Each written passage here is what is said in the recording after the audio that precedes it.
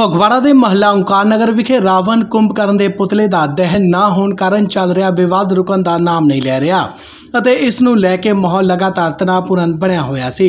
ਰਾਵਣ ਕੁੰਭਕਰਨ ਦੇ ਪੁਤਲੇ ਦਹਨ ਨਾ ਹੋਣ ਕਾਰਨ ਜਿੱਥੇ ਹਿੰਦੂ ਸੰਗਠਨਾਂ ਵਿੱਚ ਭਾਰੀ ਰੋਸ ਪਾਇਆ ਜਾ ਰਿਹਾ ਸੀ, ਉੱਥੇ ਹੀ ਇਹ ਮਾਮਲਾ ਫਗਵਾੜਾ ਪ੍ਰਸ਼ਾਸਨ ਲਈ ਵੀ ਗਲੇ ਦੀ ਹੱਡੀ ਬਣਿਆ ਹੋਇਆ ਸੀ।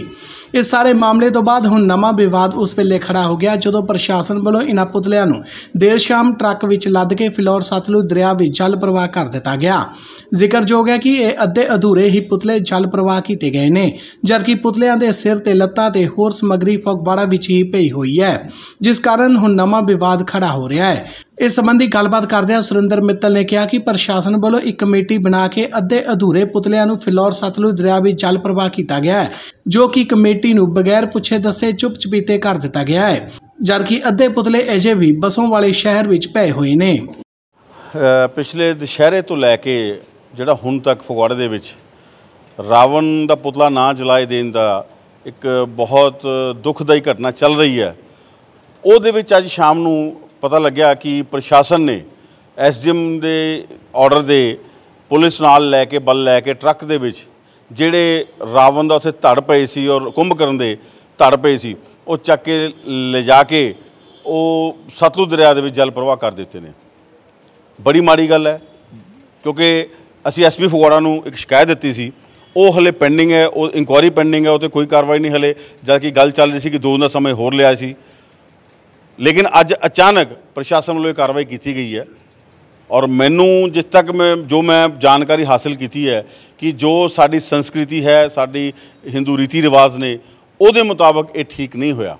बाकी इस बारे जानकारी ज़्यादा जो विद्वान ने कर्म कांड जानते हैं, क्योंकि रावण भी बहुत विद्वान पंडित सी और उसका कर्म कांड किस तरह किया जाना चाहिए सी, उही दस सकते हैं। तो ये बहुत एक जड़ा गलती पहला हुई उस तो उपर गलती ते गलती प्रशासन वालों दोहराई गई है। जिहड़ी उन्हें आरोप लग रहे सी कि इन्होंने आके जबरदस्ती उत्थे पुतले वो असीं कल की प्रैस कॉन्फ्रेंस में साफ कर चुके हैं, सारी बाइट्स दिखातियाँ, सारिया मौके की पिक्चर्स दिखातियाँ, मूवी दिखा दी।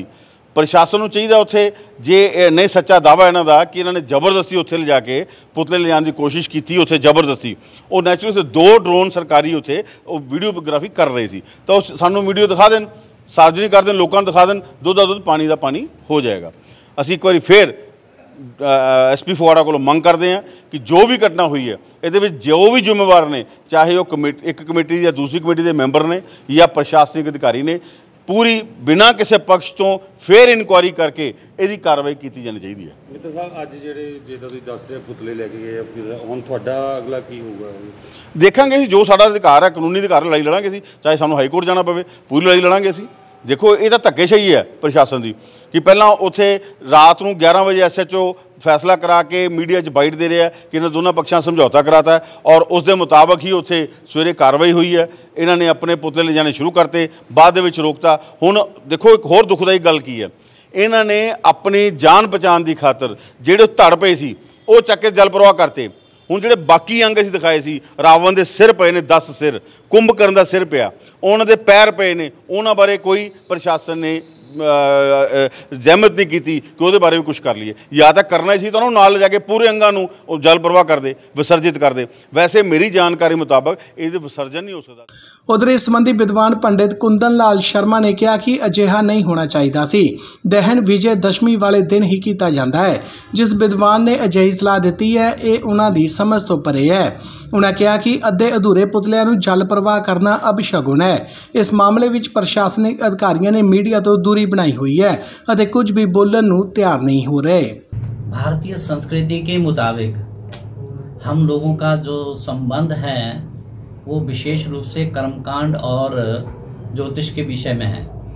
तो सबसे पहली बात तो ये है कि हमारे हिंदू रीति रिवाज के मुताबिक ये दशहरे के दौरान ही मेघनाद और कुंभकर्ण इत्यादि के रावण के पुतलों को बना करके उन्हें प्रतिष्ठित करके जला दिया जाता है।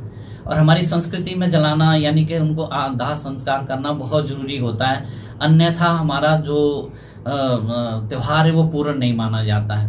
पहली बात, अगर ये दुर्घटना हुई है तो बहुत ही शर्मनाक है और हम इसकी भर्त्सना करते हैं कि ऐसा नहीं होना चाहिए था, क्योंकि जो लोगों की भावनाएं आहत होती हैं इससे हमारी संस्कृति को बड़ा नुकसान होता है। तो मैं तो यही कहता हूं कि ये बहुत गलत हुआ है, ऐसा नहीं होना चाहिए था। अगर उन पुतलों को हमने विस्थापित किया था तो विधिवत जिस प्रकार से अनादि काल से लेकर के हम इसका संस्कार करते हैं वैसे होना चाहिए था। अगर इनका ऐसे किया गया तो बहुत ही गलत बात है। तो इनका कुछ ना कुछ इनके विषय में तो हम यही कहते हैं कि इन्होंने अपनी संस्कृति को छोड़ करके सारे कृत्य की अच्छा नहीं है। जिस तरह की जहां तक पुतलों की बात कही गई कि पुतले थे, लेकिन पुतले अधूरे हैं। अधूरे पुतलों को जल प्रवाहित किया गया, सिर और उनके पांव, टांगे वगैरह वो अभी तक फगवाड़ा के अंदर ही पड़ी हुई हैं। सिर्फ धड़ जो है उसको प्रवाहित कर दिया गया।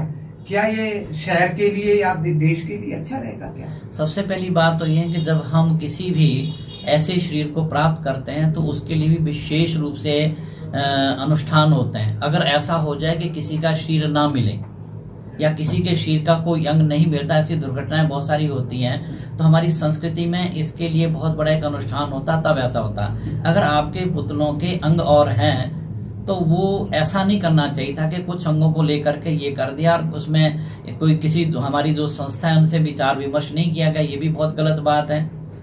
अगर हमारी संस्कृति के मुताबिक हमारे त्योहारों में ऐसा होने लग पड़ा तो आने वाले समय में हम कैसी कल्पना कर सकते हैं? क्या तो इसके बारे में बहुत विचारणीय विषय है। क्या आपको लगता नहीं सनातन और हिंदू धर्म के साथ जो है खिलवाड़ किया जा रहा है? ये बिल्कुल सत्य है। जिन लोगों की आस्था हमारे धर्म से जुड़ी हुई है उन लोगों के लिए तो ये बहुत ही दुख का विषय है। सबसे पहली बात तो ये है कि रावण का जो संस्कार है वो जो इन्होंने किया वो ठीक नहीं किया।